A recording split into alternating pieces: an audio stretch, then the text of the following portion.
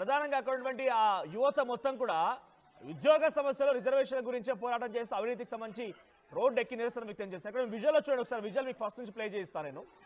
So దాంట్లో అక్కడ ఆ తన్నే వ్యక్తి నిరసనకారుడు, తన్నించుకునేటువంటి వ్యక్తి వాడకంగా అక్కడి మంత్రి విష్ణు ప్రసాద్ తంతే గోడ కొనుకాడ డైరెక్ట్గా ఎగిరి తన్నాడు. ఒకసారి చూడండి, ఆ ఫీట్ చూడండి, ఎగిరి తంతే ఏదో సినిమాలో కదా విలన్ని కొడతాడు చూసారా, ఆ రకంగా ఎగిరి తంతే గోడ కతుక్కున్నాడు. సో ఆ రకంగా రోడ్లపై ఒక మంత్రిని రోడ్డుపై పరిగెత్తించి ఈ స్థాయిలో దాడి చేయడం చూసారా, నేపాల్లో అది జరిగింది. అవినీతి చేస్తే ఏ దేశమైనా సహించరు, ఏ ప్రజలైనా సహించరు. అవినీతి ప్రజల వరకు వెళ్ళిపోయి ప్రజలు ఆలోచించే పరిస్థితి వస్తే ఎవరికైనా ఇదే శాస్తి. రాజకీయ నాయకులు డెఫినెట్గా వీటి నుంచి కొన్ని ఉదాహరణలు నేర్చుకోవాల్సిందే. అవినీతి చేయాలని ఒక ఆలోచన ఉన్నవారు కూడా, అవినీతి చేశారనే ఒక ఆలోచన వారు కూడా ఆలోచించాల్సిందే.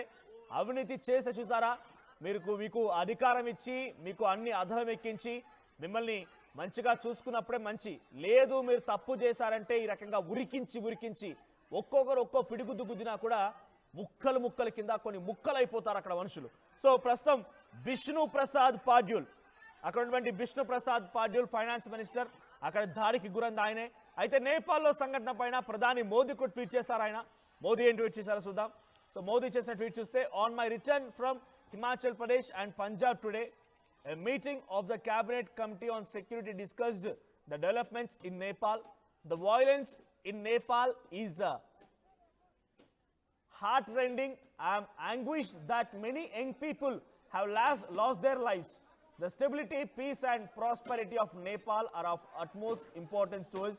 I humbly appeal to all my brothers and sisters in Nepal to support peace. So శాంతి నెలకొల్పండి. కొంతమంది పాపం అమాయకులైనటువంటి యువకుల ప్రాణాలు కూడా గాల్లోకి తెలిసాయని చెప్పి నేను చింతించాను, నాకు కొంత కలిచివేసింది మనసు అని చెప్పి ఆయన ట్వీట్ చేశారు.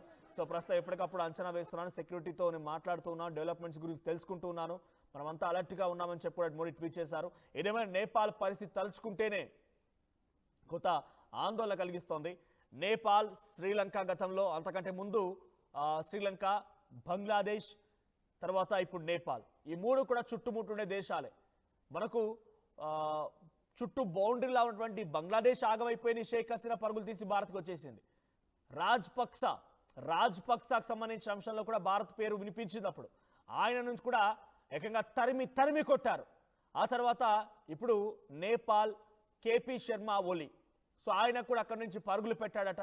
సో మరి ఆయన పరిస్థితి ఎలా ఉంటుందో చూడాలి.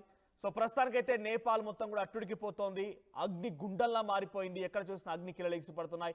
ఒకసారి ఆ విజువల్స్ చూద్దాం. యువత ఏ స్థాయిలో ఆందోళన చేపడుతున్నారు, ఏ స్థాయిలో అక్కడ ఒక ఆందోళన రేకెత్తించే విధంగా ఉద్యమాలు జరుగుతున్నాయి, ఒకసారి ఆ విజువల్స్ చూడొచ్చు.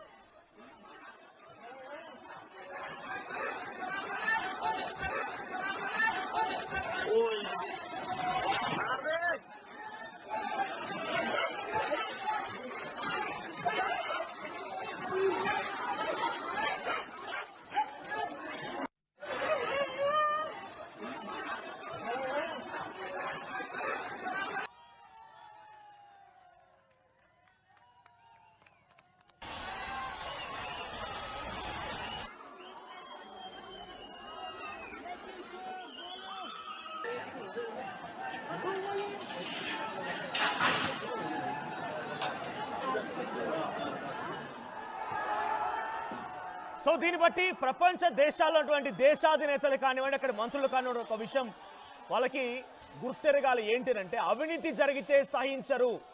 యువత ఇంకా కూడా మీరు వేసేటువంటి ఉద్యోగాల నోటిఫికేషన్ల కోసమో ఎప్పుడెప్పుడు అని ఎదురు చూసే పరిస్థితి మొత్తం కూడా చేజారిపోయింది.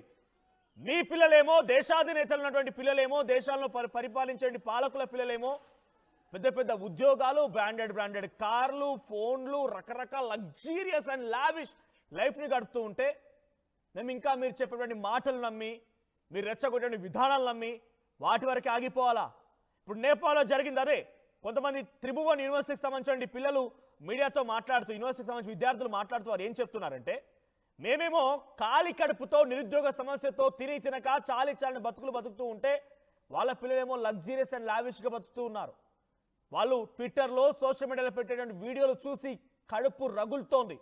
ఏం చదువురాని సన్నాసులు మంత్రులు అయిపోయి వాళ్ళ పిల్లలు కూడా ఈరోజు మంచి మంచి పొజిషన్లో ఉంటే పిహెచ్డీలు చేసి పీజీలు చేసి డబల్ చదువులు చదివి రెక్కాడితే కానీ డొక్కాడని జీవితాలతో మా తల్లిదండ్రులను చదివించి మేము ఇంకా నిరుద్యోగ సమస్యతో బాధపడుతూ ఈ రకంగానే ఏ ఉద్యోగం లేక సద్యోగం లేక ఇంటికి భారంగా మారిపోతుంటే మా పరిస్థితి ఏం కావాలని చెప్పి త్రిభువన్ యూనివర్సిటీలో చదువుకునే విద్యార్థులు చెప్తూ ఉన్నారు.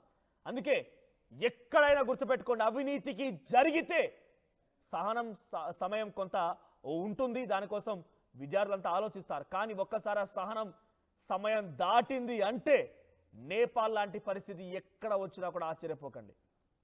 ప్రస్తుతం యువత మొత్తం కూడా కేవలం సోషల్ మీడియాకే పరిమితం అయిపోయింది. కొంత మనం ఇచ్చేటువంటి తాయిలాలకి ఉద్యోగాలకే పరిమితం అయిపోయిందని మీరు పొరపాటు పడ్డట్టే. ఏఐ యుగం ఇది, ఆర్టిఫిషియల్ ఇంటెలిజెన్స్ యుగం ఇది. చూడండి, ఇక్కడ మనకు కనబడుతున్న ఫోటోలో మాజీ ప్రధాని భార్య కాలి బూడిదైపోయింది. యువత ఆగ్రహానికి, యువత పెట్టిన నిప్పుకి కాలి బూడిదైపోయింది మాజీ ప్రధాని భార్య. సో నేపాల్లో చాలా ఎక్స్ట్రీమ్ సిచ్యువేషన్ కనబడుతోంది. అక్కడ కాలి బూడిదైపోయింది ఒక మాజీ ప్రధాని భార్య అంటే అర్థం చేసుకోండి ఏ స్థాయిలో అక్కడ ఉద్యమం జరుగుతుందనేది. అవినీతికి వ్యతిరేకంగా మీ అవినీతి పాలనకు వ్యతిరేకంగా అక్కడ నేపాల్లో యుద్ధం కొనసాగుతోంది. డెఫినెట్గా దీన్ని ఒక ఉదాహరణగా తీసుకొని దేశాధినేతలు ప్రపంచ దేశాల్లో పరిపాలిస్తున్న ఆ పాలకులు కూడా అర్థం చేసుకోవాల్సిందే. సో ఇక్కడ కొన్ని కామెంట్స్ కూడా వస్తూ ఉన్నాయి. సో రాజేందర్ జడి హాయ్ అని కామెంట్ చేశారు. సో నిజంగానే ఇక్కడ పోల్ కూడా ఉంది. ఈ పోల్లో మేము భారత్లో కూడా అవినీతి పెరిగిందని భావిస్తున్నారా అంటే 80% మంది అవినీతి పెరిగిందని సమాధానం చెప్తున్నారు. సో ఇది పబ్లిక్ రియాక్షన్, ఇది పబ్లిక్ వాళ్ళ స్వతహాగా వాళ్ళు వేసినటువంటి ఆ పోల్లో పార్టిసిపేట్ చేసిన విధానం. భారత్లో అవినీతి పెరిగిందని భావిస్తున్నారంటే 80% మంది పెరిగిందని భావిస్తున్నామంటున్నారు. సో అవినీతి పెరిగినప్పుడే ఉద్యమాలు పుడుతూ ఉంటాయి, ప్రజలకి సంక్షేమం దూరమైనప్పుడే ఉద్యమాలు పెరుగుతూ ఉంటాయి. సో కేవలం పాలకుల్లాగా వచ్చి పరిపాలించి వెళ్ళండి అయ్యా అంటే మేమే మొత్తం శాసిస్తామని రకంగా వాళ్ళ అహంకార దుందురుకు స్వభావాలే ప్రజలు రెచ్చగొడుతూ ఉంటుంటాయి. సో యువత ఇప్పుడు ఏఐ టెక్నాలజీ కొనసాగుతుంది. ఒకటి గుర్తుపెట్టుకోండి, చాలా స్ట్రాంగ్ అండ్ కాన్ఫిడెంట్. ఇంకా మరీ ముఖ్యంగా భారతదేశపు యువతతో పెట్టుకునేవాడు కూడా బతికి బట్టగట్టినట్టుగా దాఖలాలు లేవు. సో కాబట్టి అవినీతి పరులు ఎవరైతే ఉన్నారో దీన్ని ఒక ఉదాహరణగా తీసుకొని నడి రోడ్డుపైకి తీసుకొచ్చి మీ బట్టలు తీసి కొట్టకంటే మునిపే మీలో ఎవరైనా కనుక అవినీతి పరులు ఉంటే మార్చుకోండి పద్ధతిని. మీ అవినీతిని మొత్తం కూడా తగ్గించుకోండి, అవినీతిని మార్చుకోండి, ప్రజల కోసం పనిచేయండి, జీతాలు తీసుకోండి, మీరు ప్రజలు ఇచ్చేటువంటి ట్యాక్సులు చేసి జీతాలు తీసుకోండి, ప్రజల గౌరవాలని మన్ననల్ని పొందండి. అంతేగాని అవినీతిలో కూరుకుపోయి ఉంటామంటే బట్టలు తీసి నేపాల్ జరిగిన సంఘటనే రిపీట్ అయ్యే అవకాశాలు ప్రతిసారి కూడా జరుగుతూ ఉంటాయి. షేక్ హసీనా విషయంలో చూసాం, రాజపక్స విషయంలో చూసాం, ఇప్పుడు కేపీ శర్మ విషయంలో చూస్తున్నాం. సో దయచేసి అవినీతి పరులు ఎవరైనా ఉంటే ఇక్కడ మీ పద్ధతి మార్చుకోండి.